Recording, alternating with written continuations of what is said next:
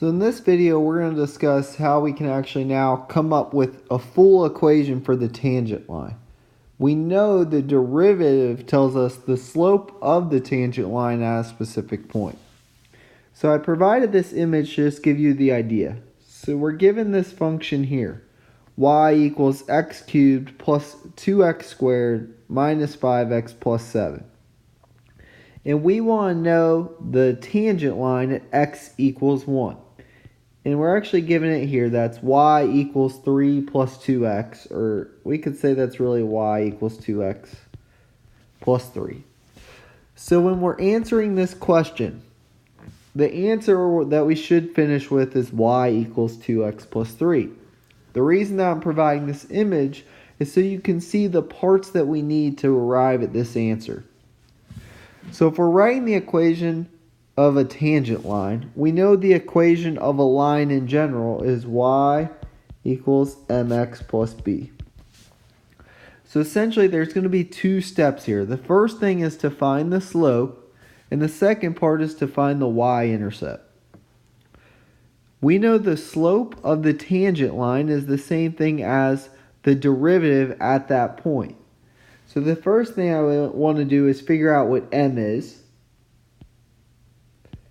And m is going to come from the derivative. Y prime equals, using our rules, 3x squared plus 4x minus 5. That's the derivative of the original function. So y prime of 1 will tell us the slope of the tangent line. So that's 3 times 1 squared plus 4 times 1 minus 5. M, which is the same thing as y prime of 1, will actually come out to equal, if we find that, 2. So that tells us the slope of this tangent line. Y equals 2x plus b. Now the next thing we're going to do is work backwards to find b by plugging in an x and a y. Well, we don't really know any x and y's on our tangent line yet, except for we know that there's at least an x and a y at this point here. So we want to find the coordinates of that point. We can't get it from our tangent line, but we can get it from the original function.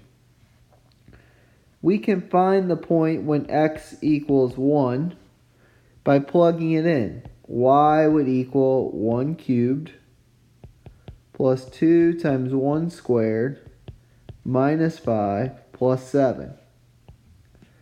So when x equals 1, y will equal 1 plus 2 is 3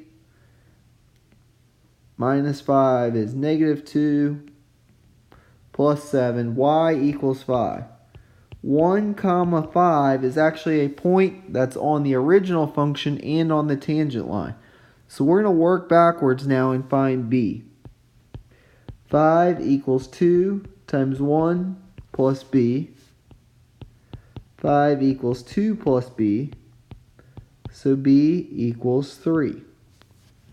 So now we have everything we need to write the equation of the tangent line. The tangent line will be y equals 2x plus 3.